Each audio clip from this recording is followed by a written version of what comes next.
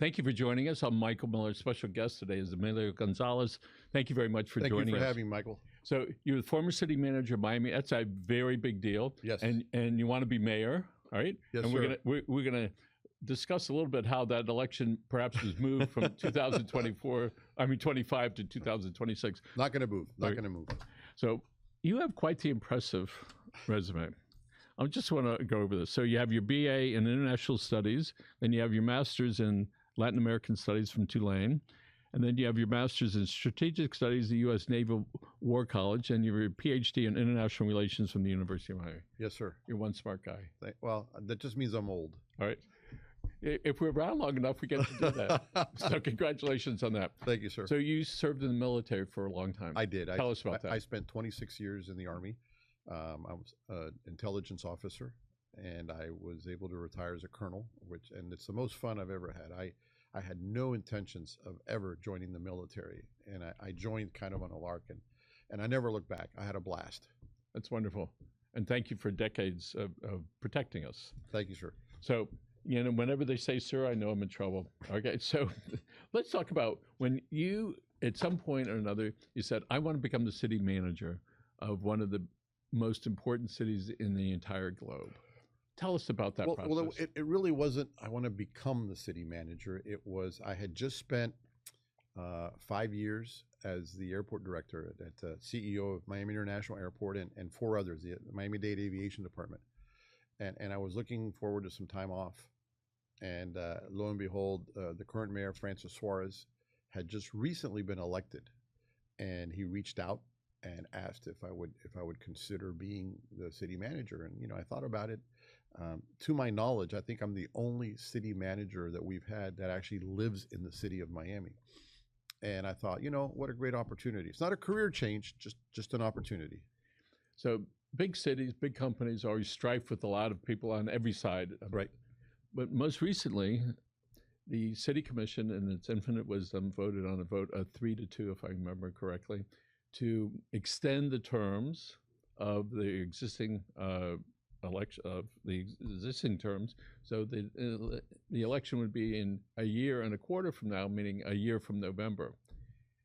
And I think there's some lawsuits to try to overturn that. Right. So tell us about, well, number one, what you think about it. Number two, who brought the lawsuit, and what do you think the chances of prevailing? Well, listen, it was, I think it was an abomination of our city charter. Our city charter is very specific. It says, it lays it out. It says when there will be elections, okay? Odd number of years. And for these individuals to take the liberties that they did with the city charter, and essentially what they did was they're hanging all of this on a similar issue in the city of North Miami, where they extended their term in office considerably. And apparently a judge at that time thought it was okay. But that's about it. And when they took their second vote, which, by the way, let me just back up. Before the first vote, because there was 2 readings of an ordinance, before the first vote, Commissioner Miguel Gabela, I thought very smartly, reached out to the Attorney General and said, what do you think? And the Attorney General wrote him back a letter saying, you know, this is not good. Don't do this. This is, I mean, he was not as brutal, I will say, as he was in his second letter, when after it passed first reading 3-2, then the Attorney General sent the mayor a letter, an unsolicited letter. And it was pretty harsh. I mean, it was almost like a cease and desist. Don't do this. It's unconstitutional. If you do this, we reserve the right as a state to take any and all issues to stop it, and there will be consequences. And then they went ahead and did it anyway, which, by the way, I thought was astounding, because the mayor is an attorney, the head of the city commission is an attorney, and you would have thought if you get a letter from the chief legal officer of the state saying, hey, don't do this, at a very minimum, they could have said, let's defer this item. Let's engage the Attorney General and find out what his issues are. But no. People have been calling us, and the essence of what they were saying is, so they extended their terms by a year. They financially benefited significantly. Correct. So if they were at a 4-year term and now it's 5-year term, all right, that's like 25% increase. In Well, pay. but not only that, but they extended the election, and then it was sort of like a footnote. And oh, by the way, since we've extended the elections, we're going to extend our office holders as well. So they all get an extra year's salary and benefits. But the issue for me, Michael, is this is a constitutional issue. The city has misinterpreted the city charter, whether they did it willfully or through neglect. The city charter is the constitution of the city of Miami. They misinterpreted it, and they misinterpreted it for personal gain. I'm going to be in office. Oh, by the way, and not only are individuals who are termed out by the city charter, the mayor and one commissioner are termed out, they get an extra year, and then another commissioner, the chair, who would be running for re-election this November, also gets an extra year, and then the remaining commissioners all have an extra year added to their terms. So this goes well beyond, the mayor and one commissioner. It doesn't make sense. It doesn't smell right. It stinks, and that's why I filed the lawsuit. Okay, good for you. Let's talk about some key things that residents and business people are concerned with. Let's talk about, we hear all the time, the affordable issue of housing in the city of Miami and throughout South Florida. What is something that you would like to see happen with the city to make housing better? Okay, so let me just back up real quick, but that's a great question. One of the things that I did when I first announced was I said, the minute I win, I'm going to call the governor and have him send his Florida Doge team to the city of Miami so they can tell us where the money is. And I'm going to explain that now. When I left being city manager 5 years ago. When I left, our city budget was $1.5 billion. This year's city budget is $3.5 billion. So we're looking at a $2 billion increase in the city budget, and voters come to me and say, where is it? Do we have better streets? Do we have less crime? Where is it? On top of that, extra $2 billion, you have a $400 million resilience bond, if you recall, which was approved by the voters in Mayor Regalado's last year. It's $400 million, $300 million of which are for resiliency, $100 million is for affordable housing. Where is it? If it's been used, we should know. It's just sort of like, it's just there. And then on top of that, you add about another $130, $140 million in ARPA funds from the federal government, the American Recovery or Relief, et cetera. What'd they do with it? So my issue is, if we have a $3.5 billion budget, and I can get some smart people from outside the city come in, and let's just say for the sake of argument, they can shave 10% in waste, fraud, and abuse, or ineligible funding, to be more kind. That's $350 million. We could do a lot with $350 million. The affordable housing issue is one that really hits home with me because, I have one daughter who really can't afford to buy a house today. And I have another daughter who lives in a house that I helped her purchase. So this is something which I see regularly. We are in a situation right now where we're drawing in people from outside the city, whether they're hedge fund people, tech people. If you're living, if you're, they call it, if you're a tech bro, as they say, and you live in San Francisco. Did I just hear the PhD guy I said tech bro. I said tech bro. I can also quote Dante too. So okay. I mean, we could go back and forth. But if you are paying $10,000 a month for an apartment in San Francisco, coming to Miami and paying $6,000 a month for a condo, man, you just died and went to heaven. Yes. But you know what? People here can't afford $6,000. And we are there's a story, I think it was in the Herald, about now the inequity, the difference between the average folks. Correct. Financially, and you have all these very wealthy people that are coming in that are driving, unfortunately, driving up the price because they're willing to pay for that. So I call that. This is a tale of two cities, right? If you're on a boat, a very large boat, and you look at the Miami skyline, it's like, wow, skyscrapers, $20, $30 million condos. But if you're on the other side of those skyscrapers, where I live, our neighborhoods are suffering. Our neighborhoods are in disrepair, and people cannot afford it. When you graduate from FIU or UM or what have you, the chances are very high that you're going to leave Miami because you can't afford to either buy or rent here. Well, I was in downtown again last night. I have some family that lives there, so I'm learning to walk around there and not be so amazed.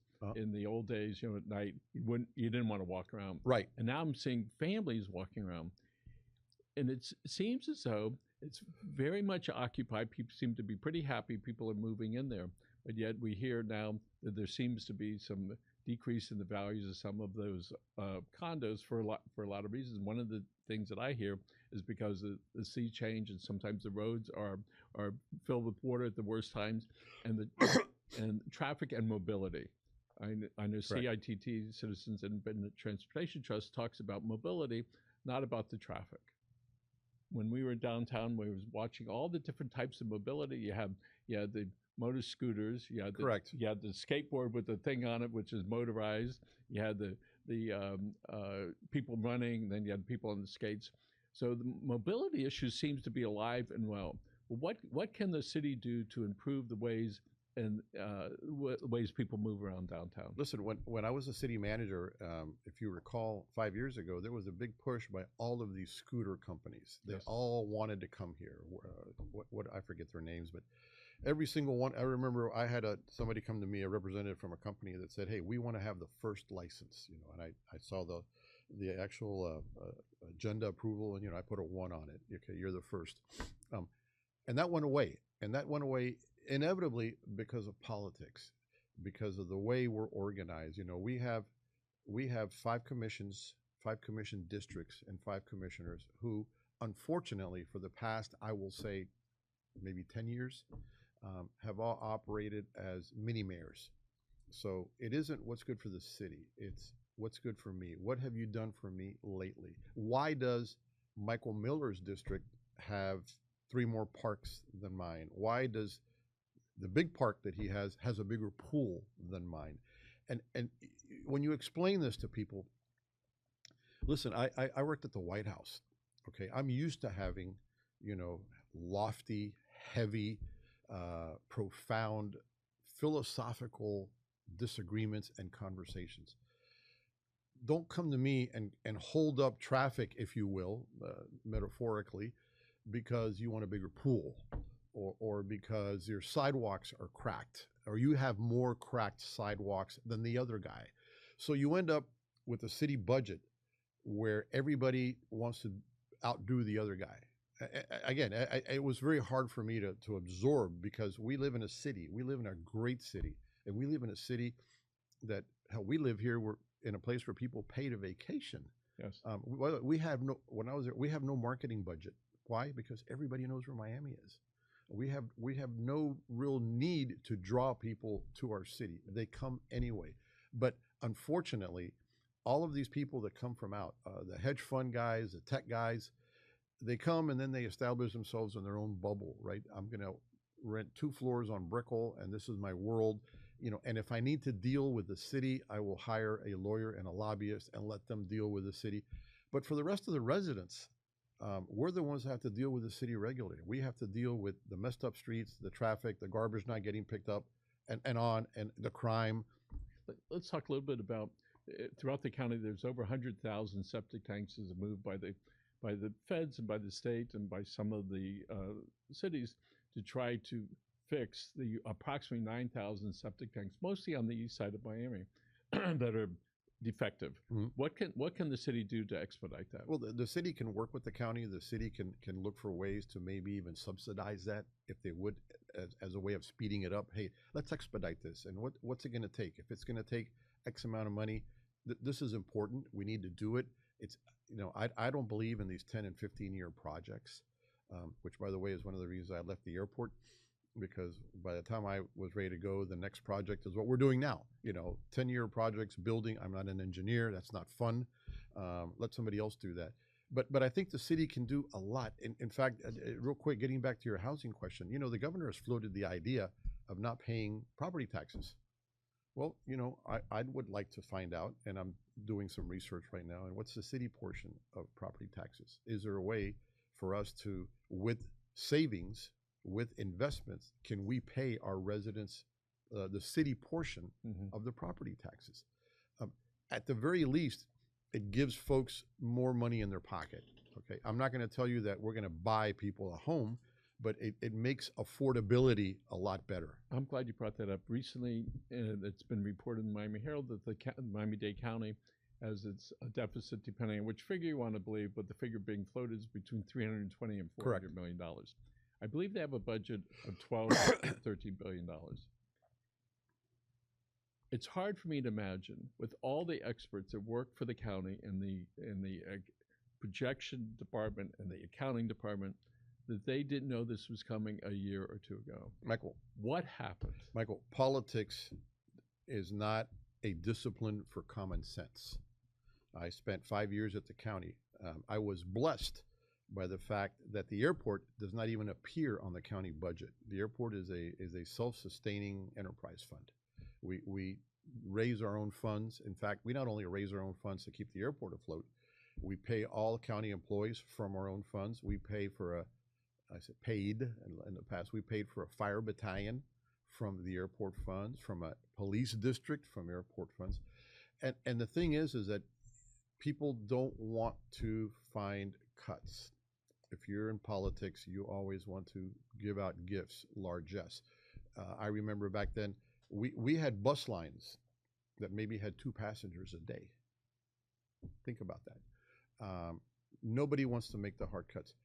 I was convinced, and listen, I used to sit with my fellow department directors back then at meetings, and we would sit and talk, and one of the conversations we would have is, okay, if you fired 10% of all county employees, would it make a difference? Would we feel a negative?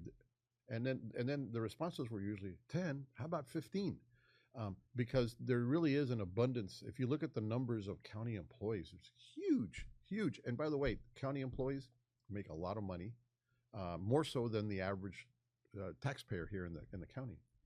In 2023, the county's waste-to-energy facility, incinerator in Doral, burnt down. So the commission, because they're ultimately the ones that have to approve it or have not made a decision yet. Currently, there's a South Dade landfill where stuff is going, and now the county is paying $500 million a year to ship all our stuff to the middle of the state. I actually find it abhorrent that in 2025, we are continuing to bury all of this stuff. Right. And the recycling program for the county is a disaster, right? Including which they have gone around and look into your blue bin, and if it's not, if the stuff's not right in there, they give you a warning, 3 warnings, and then they give you a ticket. That is a volunteer program, and so they want to punish the people, right? Because they're not quite getting it right. And even part of their message is, you can put pizza boxes in there, but they can only be lightly soiled. I'm thinking, if we have to think what we put in there, lightly soiled. Does this pizza box qualify as soiled or not? Right. So let's talk about what the city of Miami is doing. Real quick, we talk about this incinerator.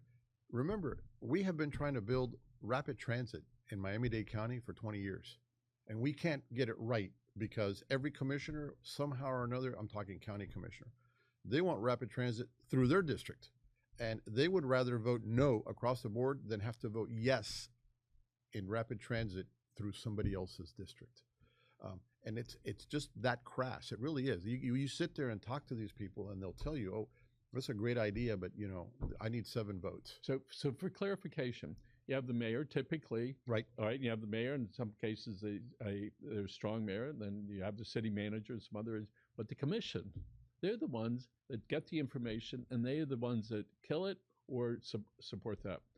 So it must have been tough for you as a city manager to have all these different people, each wanting their own stuff. Correct. Right? Correct. And nobody wanting to really intrude on the other folks' stuff.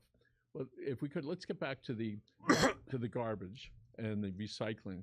What's the city of Miami? What can you do when you become mayor? Well, we have our own recycling program.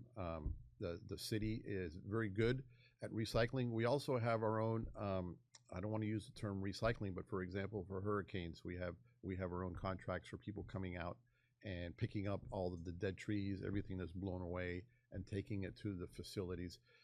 We can work with the county, but we don't have an incinerator in the city. We don't have what the county is looking for. We don't have the only landfill, if you will, is interestingly enough on what's going to be at the bottom of a soccer stadium, because Mel Reese Golf Course was originally created with landfill, with ash from another city of Miami incinerator that shut down. It's not going to sink, is it?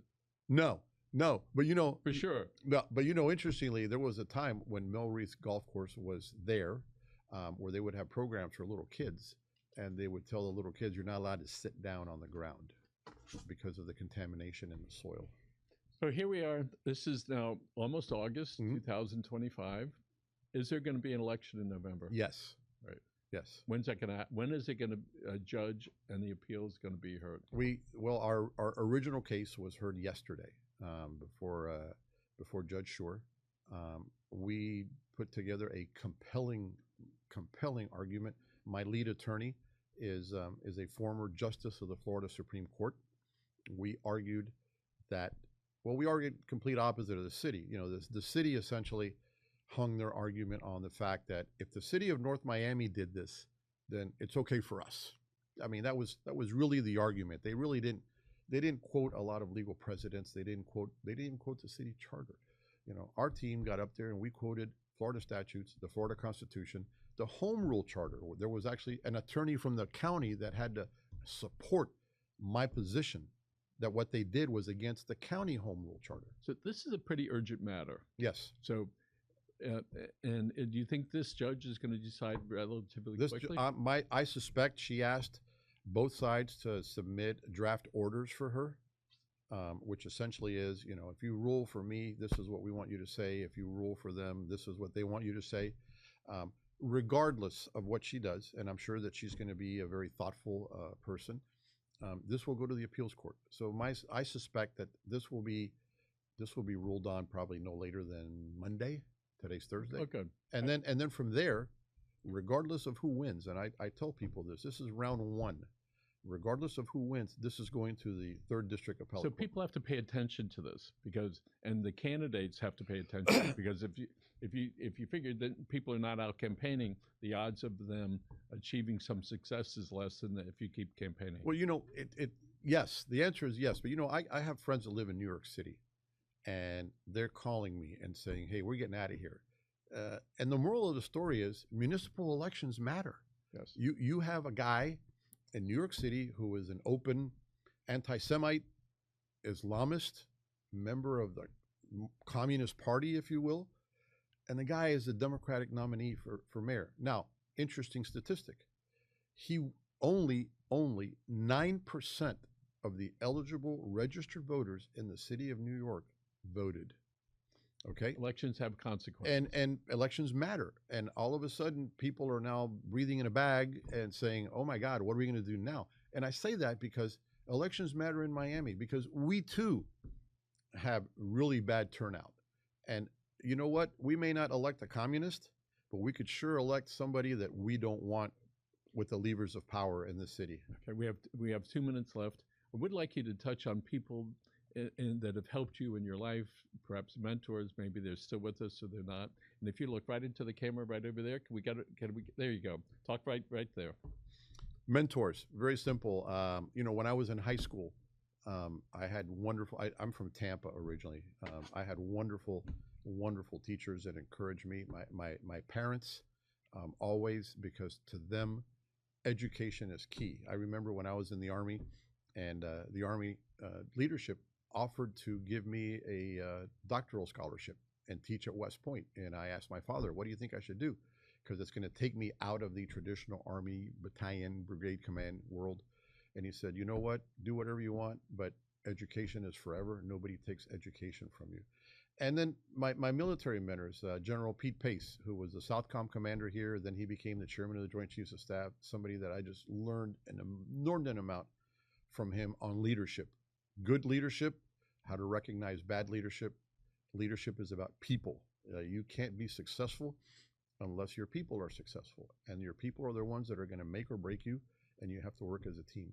So again, I'm very blessed. I've had varied experiences. I've worked at the White House. I found working for the president, President Bush, was to be like a humbling experience. Immigrant kid from Tampa gets to work at the White House. And then after that, immigrant kid from Tampa becomes the head of immigration. Doesn't happen anywhere else except in the United States. And I'm blessed. And I could have stayed in Washington. I didn't. I wanted to come back to Miami. This is my hometown. And I wanted to bring, if you will, this sounds kind of interesting. Miami is the magic city. Let's bring the magic back. Let's stop with the lawsuits. Let's stop with the legal settlements. Let's stop with the accusations, the theater, the circus. Let's bring serious, sober leadership back to the city. And that's what I'm about. I'm a very boring, serious, sober person. Emilio, thanks so much for being here. Continued success to you. Thank you, sir. People look to find out more about you, they just go on Google and find you every place. Emilio for Miami. They could Google me, Okay. My website. Again, I'm in this for the long run. There will be an election November. Wonderful. Thank you for joining us. And let's get to this camera. Folks, thanks for joining us. Remember, take care of yourselves and your family. Have a good day. Bye.